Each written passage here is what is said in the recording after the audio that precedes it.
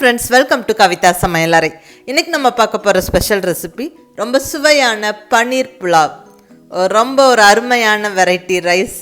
Special அக்கேஷன்ஸ்க்கும் வீக்கெண்டில் ஏதாவது ஸ்பெஷலாக செய்யணும்னு யோசிக்கும் போது இது ஒரு அருமையான டிஷ்ஷுங்க. டக்குன்னு ஒரு 10-15 நிமிஷத்தில் பண்ணிடலாம். ரொம்ப ஒரு சிம்பிளான ரெசிபி. வீட்டில் இருக்கிற பொருளை வச்சு அழகாக பண்ணிடலாம். பனீர் ரெசிபிஸ் மோஸ்ட்லி நிறையா பேருக்கு பிடிக்கும். அதுவும் பர்டிகுலர்லி குழந்தைங்களுக்கு ரொம்ப பிடிக்கும். பனீரில் நல்ல ப்ரோட்டீனும் கால்சியமும் இருக்குது. ஸோ குழந்தைங்களுக்கெல்லாம் நல்லா இந்த மாதிரி செஞ்சு கொடுத்தா ரொம்ப விரும்பி சாப்பிடுவாங்க. ரொம்பவும் நல்லாயிருக்கும். சிம்பிளான ரெசிபியும் கூட. வாங்க ரெசிபி எப்படின்னு பார்க்கலாம்.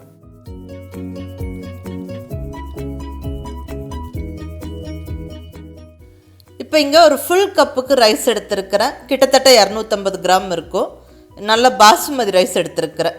இதை கழுவி நம்ம ஊற வச்சிடலாம்.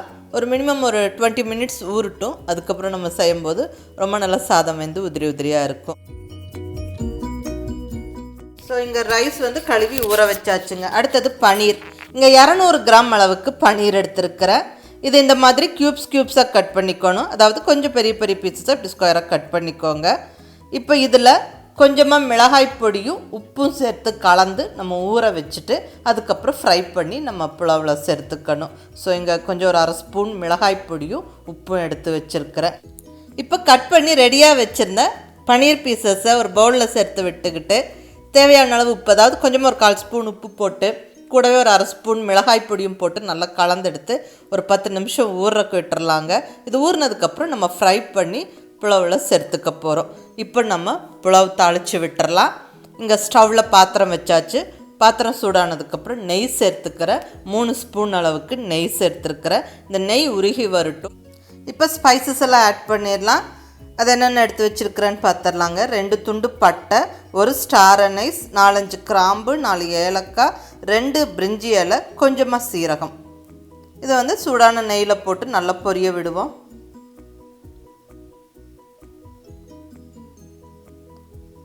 இந்த ஸ்பைசஸ் பொரிஞ்சதுக்கப்புறமா இப்போ முந்திரி பருப்பு சேர்த்துக்கலாம். இங்கே ஒரு 7-8 முந்திரி பருப்பும் சேர்த்து விட்டு நல்லா அது கொஞ்சம் செவக்க வறுத்து விட்டுறலாங்க.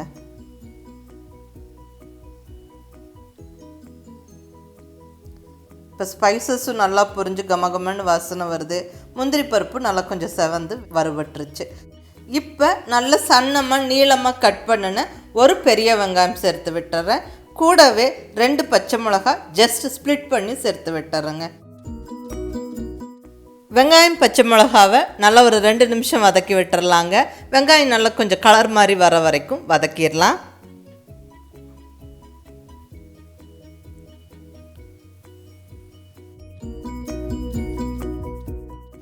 வெங்காயம் நல்லா ஓரளவுக்கு வதங்கிருச்சுங்க. இப்போ 1 ஸ்பூன் ஜிஞ்சர் கார்லிக் பேஸ்ட்டு சேர்த்துக்கலாம்.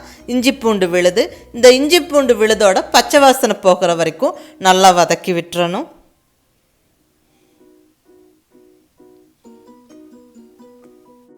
இப்போ வெஜிடபிள்ஸ் சேர்த்துடலாங்க. இங்கே ஒரு 5-6 பீன்ஸை கொஞ்சம் பெரிய பெரிய பீசஸாக கட் பண்ணி சேர்த்துக்கிறேன். கூடவே ஒரு பெரிய கேரட்டை அதே மாதிரி கொஞ்சம் பெரிய பெரிய பீசஸாக கட் பண்ணி சேர்த்து விட்டு நல்லா வதக்கி விட்டுறலாம். இது கூட பட்டாணி இருந்தாலும் நீங்கள் சேர்த்துக்கலாம். நான் வெறும் கேரட்டும் பீன்ஸும் மட்டும் சேர்த்துக்கிறேன். இப்போ மசாலா பொடியெல்லாம் சேர்த்து விட்டுறலாங்க. 1 ஸ்பூன் மிளகாய் பொடி, 1/2 டீஸ்பூன் கரம் மசாலா பொடி. நல்லா 1 நிமிஷம் வதக்கி விட்டுருவோம். இப்போ புதினா கொத்தமல்லி இலை சேர்த்துக்கலாம். 1 கைப்பிடி புதினா இலை, 1 கைப்பிடி பொடியாக நறுக்குன கொத்தமல்லி இலை. நல்ல வாசனையாக இருக்கும். ஸோ புதினா கொத்தமல்லி போட்டாச்சு. நல்லா மறுபடியும் 1 நிமிஷம் வதக்கி விட்டுட்டு இப்போ தண்ணி ஆட் பண்ணிடலாங்க. நான் இங்கே ஒரு ஃபுல் கப்புக்கு ரைஸ் எடுத்துருக்கிறேன். இங்கே நான் குக்கரில் சமைக்கலை, நான் பேனில் சமைக்கிறேன். ஸோ 2 கப்பு தண்ணி விட்டுக்கிறேன். இதுவே நீங்கள் குக்கரில் சமைக்கிறதா இருந்தால் 1.5 கப்பு தண்ணி விட்டுக்கோங்க. அதாவது பாசுமதி ரைஸ் 1 கப்புக்கு 1.5 கப்பு தண்ணி. பட் இன்றைக்கி நான் பாத்திரத்தில் மூடி வச்சு சமைக்க போகிறேன். ஸோ 1 கப்பு ரைஸுக்கு 2 கப்பு தண்ணி. இப்போ தேவையான அளவு உப்பும் சேர்த்து விட்டுறலாங்க. இப்போ இது மூடி வச்சிடலாம். ஒரு 2 நிமிஷத்தில் கொதிக்க ஆரம்பிக்கும். அதுக்கப்புறம் நம்ம ரைஸ் எடுத்துக்கலாம். கொதிக்க ஆரம்பிச்சிருச்சு. இப்போ நம்ம ரெடியாக வச்சுருக்கிற பாசுமதி ரைஸை போட்டு விட்டுறலாம். பாசுமதி ரைஸ் போட்டாச்சு. ஜஸ்ட் ஒரு கிளறி இப்படி கிளறி விட்டுருங்க. மறுபடியும் வந்து லிட்டு வச்சு க்ளோஸ் பண்ணி ஸ்டவ்வை மீடியம் ஃப்ளேமில் வச்சுக்கிட்டு ரைஸ் நல்லா வெந்து வர வரைக்கும் குக் பண்ணணும். அந்த தண்ணியெல்லாம் வற்றி ரைஸ் வந்து நல்லா வெந்து வரணும். ஸோ ரைஸ் வெந்து வரட்டும். நம்ம அந்த டைமில் பன்னீரை வந்து வறுத்தெடுத்துடலாம்.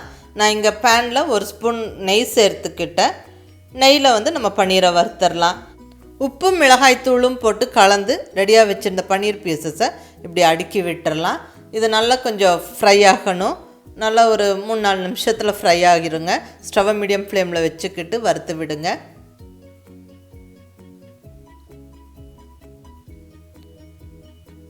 ஒரு 2 நிமிஷம் கழித்து இப்படி திருப்பி போட்டுருங்க. பாருங்கள் நல்லா ப்ரௌன் ஆகிடுச்சு. இந்த மாதிரி ப்ரௌன் ஆகிற வரைக்கும் வறுத்து விடுங்க. அப்போ அது இப்படி வறுத்துட்டு நம்ம புலாவில் சேர்த்துக்கிட்டால் பன்னீர் பீசஸ் உடையாமல் இருக்கும். சாப்பிட்றதுக்கும் ரொம்ப நல்லாயிருக்கும். கொஞ்சம் உப்பு மிளகாய்த்தூளெல்லாம் போட்டு வறுத்துருக்குறோம் இல்லைங்களா? ஸோ அந்த ரைஸோடு சேர்த்து சாப்பிடும்போது ரொம்ப நல்லாயிருக்கும். பன்னீர் பீசஸ் வறுத்தாச்சு. இங்கே ரைஸும் ஆல்மோஸ்ட் வெந்து ரெடி ஆகிடுச்சுங்க. பாருங்கள் ஒரு 75% ரைஸ் வந்து குக் ஆகிடுச்சு. இன்னும் கொஞ்சம் தண்ணி இருக்குது, பட் ஆல்மோஸ்ட் வெந்துருச்சு. இப்போ இந்த ஸ்டேஜில் நம்ம வறுத்து வச்சுருக்கிற பன்னீர் பீசஸை இது மேலே போட்டு விட்டுறலாம்.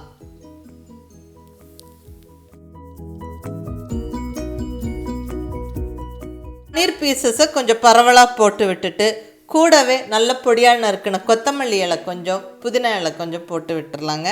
நல்லா கமகமன்னு வாசனையாக இருக்கும். கிளற வேண்டாம். அப்படியே மறுபடியும் லிட்டை வச்சு நல்லா மூடி ஒரு 5 நிமிஷம் குக்காக விடுவோம். 5 நிமிஷம் கழித்து ஓப்பன் பண்ணி பார்த்தா அவ்வளோதாங்க.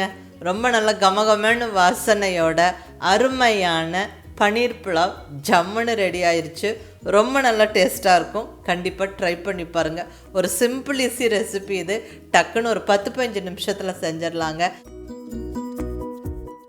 இந்த பன்னீர் புலாவோட தயிர் பச்சடி, குருமா, கிரேவி எல்லாம் ரொம்ப நல்ல சைட் டிஷ்ஷாக இருக்கும். குருமா கிரேவி வெஜ் நான்வெஜ் ரெண்டுமே நல்லாயிருக்கும். நான் வந்து இன்றைக்கி பன்னீர் புலாவோட நல்ல ஒரு ஹரியாலி சிக்கன் கிரேவி பண்ணினேன். ரொம்ப நல்ல ஒரு காம்பினேஷனாக இருந்தது. நீங்களும் ட்ரை பண்ணி பாருங்கள். கீழே டிஸ்கிரிப்ஷனில் சிக்கன் ரெசிபியோட லிங்க் இருக்குது.